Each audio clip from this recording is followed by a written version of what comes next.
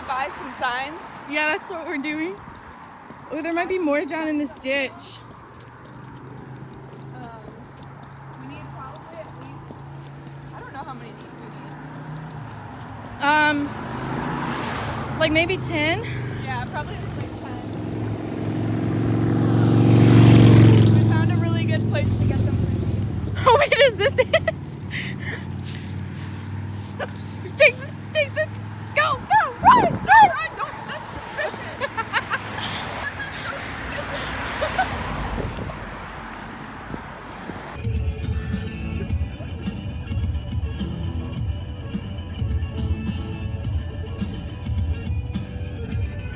Better make us be stealing another sign.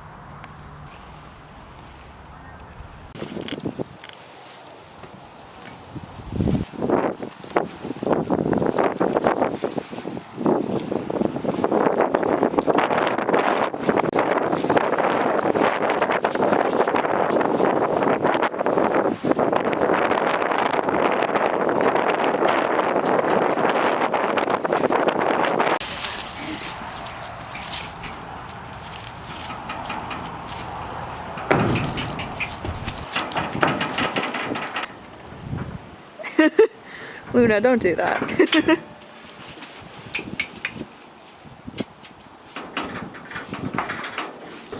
And then we have a little tux. And Lynx is going to stay home for this trip. I don't know, he's in the barn over there.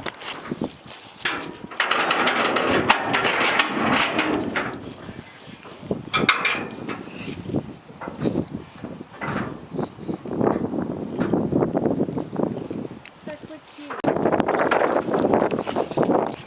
Oh, because you have lights. Yeah. Does it stay like pretty lit? Yeah, it didn't used to when I was living here. They only had 2 like operational lights, but it's like small after we moved out. Should we treat it like that's the in gate? Yeah, I think so. So then maybe, The first time, maybe it's like walk. oh, we're gonna do it tracking left. Yeah, that's how it was last year.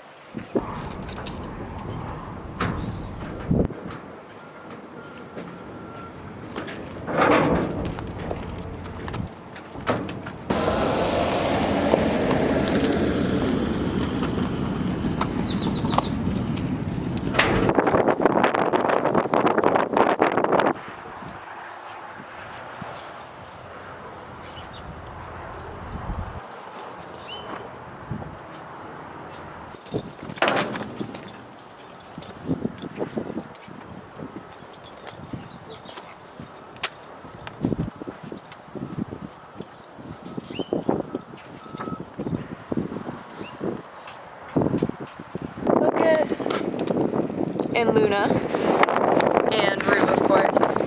And we're gonna practice for Mustang Maneuvers today. So we got the signs as you saw, and we're probably gonna warm them up a little bit first, just for a couple minutes, and then we're gonna start to run through some of the possible maneuver patterns. Because you can't hear anything in the video because the wind is really bad. We were preparing for the maneuvers class and the compulsory class, the makeover. The maneuvers is one of the 3 preliminary classes. It's kind of a rail class, just kind of to show that the horse can walk, trot, canter, halt, back up. It's just kind of broke. If you show Western, they call it either ranch horse pleasure or stock horse pleasure. Yeah, so we want to practice with that because sometimes the horses spook at the signs and come off the rail, and you only want to be, like 10 to 12 feet off the rail, I think. Within 20, yeah. Yeah. So practicing for that, making sure they don't spook at any of the signs. She just got clipped the other day, so she's like this silvery color now. And she's been so itchy, so it's been nice because right after she does something good, I'll let her stop, which she also likes doing, and then I'll itch her some because she thinks it's a good reward. What'd you just say? What'd you say? I said, I love this horse so much, please buy her. No, I'm kidding. She's a good girl. Yeah, so I think, like, I'll start at the gate.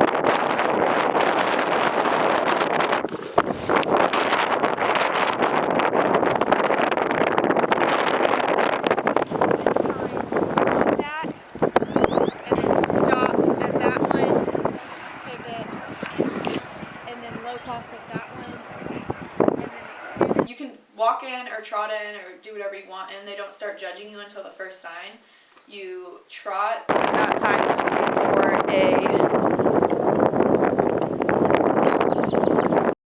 then you go into the extended trot. Yeah. What? Oh, am I supposed to talk to you? Oh, sorry. Maybe we should start over. No, just keep going. Okay. So yeah, the pattern generally for most stop laughing I at me. say you trot, then you extend the trot. I'm sorry. I would be a bad news show host. You're not good with improv. I'm not. Okay, so after the extended trot, you generally pick up the lope, and then you continue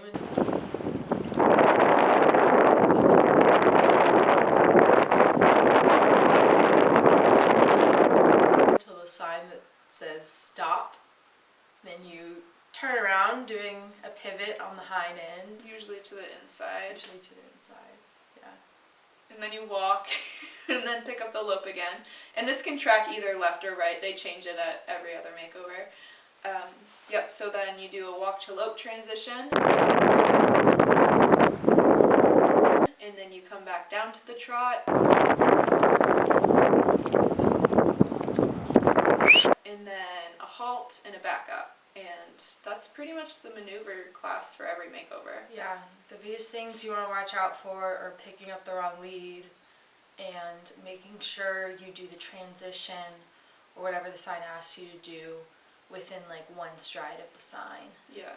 And like the signs are again super important, which they seem like they're not that spooky, but at the makeover you'd be surprised. Pretty much A lot of horses look funny. yeah, at least half the horses, like you can tell they're like bulging out at it.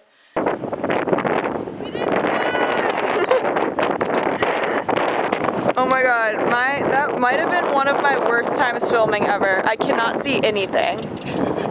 I'll just run through what the compulsory pattern is. So this is if you make the top 10, you then have compulsory, which is like kind of a mini reining pattern. It's, yeah, like a simplified reining pattern. Yeah, and then freestyle. So you do compulsory first, and that is you canter in from the in gate. You can go as far down as you want. I would go at least 3/4 of the way, and then you do a roll back, canter back.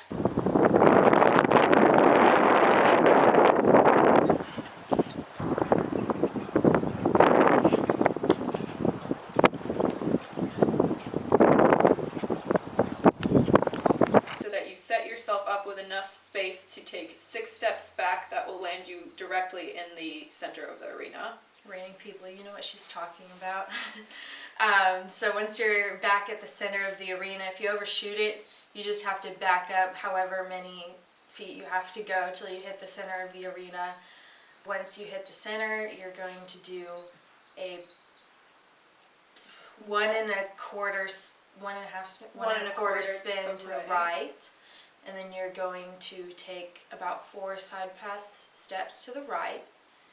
And then you do the same thing on the other side. You'll do 1 full spin to the left and then take 4 side pass steps back to the left. And theoretically, you'll be back at the middle, but realistically, people are all over the place. Yeah, but always try to have your eye on the middle, like set a marker point. Sometimes they'll put cones out that way, like on the rails, that way you know where the middle is, but like for us, we practiced with one of the light poles. Yeah, So keeping an eye on the center of the arena is the biggest key to success for this pattern. And then you lope off on your right lead.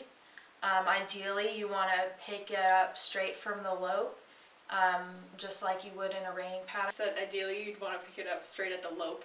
Oh. Well, you know what I meant. Ideally, you want... They don't really specify speed or size of circle. But just try to have the circles even in size. Most people do them pretty large because that's easier to make it round than a smaller circle. Plus, it gives you a lot more room to come in and get your lead change. Most people do simple lead changes. If you're gonna go for a flying lead change, I'd suggest it's pretty you have clean. To be pretty confident with it to do it. Yeah. A clean simple is pretty good. It's way better than a flying lead change where where you you like like the throw front. your horse over and they only catch the front lead and then Yeah. you're staggering around the rest of your circle. Yeah. That's what a lot of people try and do and it doesn't work out. Yeah. Whatever's gonna look the smoothest for you and your horse, really. So like with Rue, I'll go with a simple if I happen to make top 10. But if your flying looks really clean, then you will get more points for it. But if it's messy, you're gonna get more points for a clean simple. So. And then you finish up that circle to the left. And the judging stops right when you hit the center. So it doesn't matter if you lope through and then your horse completely blows up because your judging stops. Yeah. Do you want to watch the video? That way we can explain the canter to trot transition. Oh yeah. Okay, so I show in ranch horse and stock horse events, they're pretty much the same thing. But one of the classes that we have in those events is called either ranch horse pleasure or stock horse pleasure. And that's the maneuvers class is basically what it is. You follow the signs around and do what it asks you to do. And one of the maneuvers that hot-headed horses tend to struggle with, the mare I compete on is my Mustang Aurora. She's pretty hot-headed.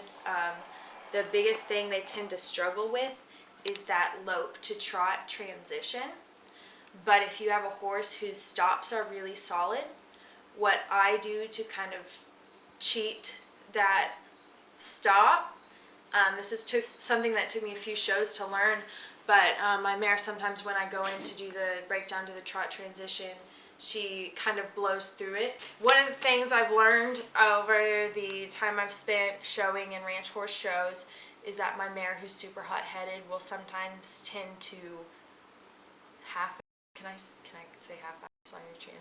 I can just bleep it if I don't know. Blow through that transition sometimes, especially if it's from the extended lope down to a trot and doesn't quite listen. So what I do to kind of trick her is I'll go in and I'll ask her for a stop, and right when she begins to break down, I'll push her out of that stop into the trot. So to my horse, she's thinking, oh, I have to go in and start sliding. And then I push her out of it and she's like, wait, what's going on? And she almost gets confused, but she ends up coming out of it with a nice slow jog that I want her to do. And then to the outside observer's eye, it really looks like a snappy transition because she's really committing herself to it. When she thinks we're gonna go in and do a slide, then I push her right out of it. She breaks down really quickly and it looks very snappy. So that's something that works really well for hot-headed horses if you're not sure they're gonna break down and be super smooth and confident about it. The way that I work on canter to trot transitions is I like to have a little bit of contact on my bit still, but push them through with my leg. Because if I completely give them their head and release my legs, that's asking more for like a stop, where I want to slow them down, keep them round, but push them in through the trot. I have to push them. Keep it together, Sam. It's the little necklace with the bells just gets me every time. Okay. So I want her to stay round through it. Rue is still learning how to just stay through and round, and that's me too. I have to just ask more of her.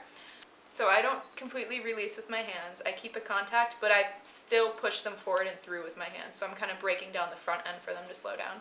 Because for English, I don't want it to be like super abrupt. I want it to be more like slowing down, trot.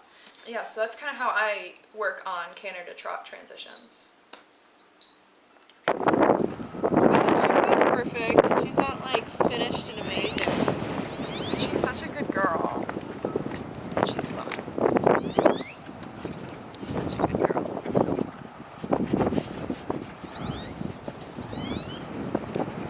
Like I'm just gonna miss riding her.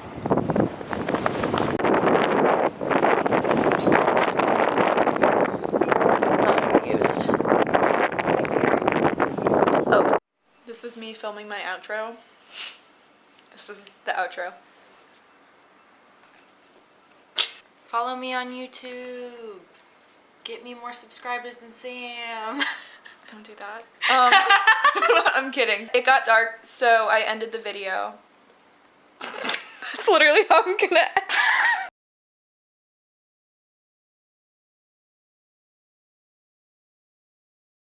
But, oh my god, I'm getting so distracted. This is, see, I'll piece it together and it'll sound okay though. I just have to, what are you doing? Hi guys, I'm Samuel Fleet and I'm an equestrian YouTuber. So, this takes me so long to film. Alright. Which Rue is still like, weren't. Rue is still. I wasn't recording, do it again. I don't know if I can redo that. That was like. Okay. So the way that I work on canter to trot transitions, I can't speak. So if I completely. No! No!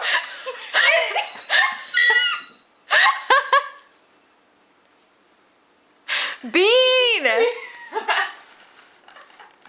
It's fine. She just created like a little sequence sectioned off She's area. like, I want to be a YouTuber. That's an easy. Bean! Oh no, she's gonna jump on the chandelier. No. Don't do it. No. Look at that tail going. I know. Okay. So, I said preliminary weird. You're gonna have to say that word. preliminary? Okay, but you. I can't just even say the word.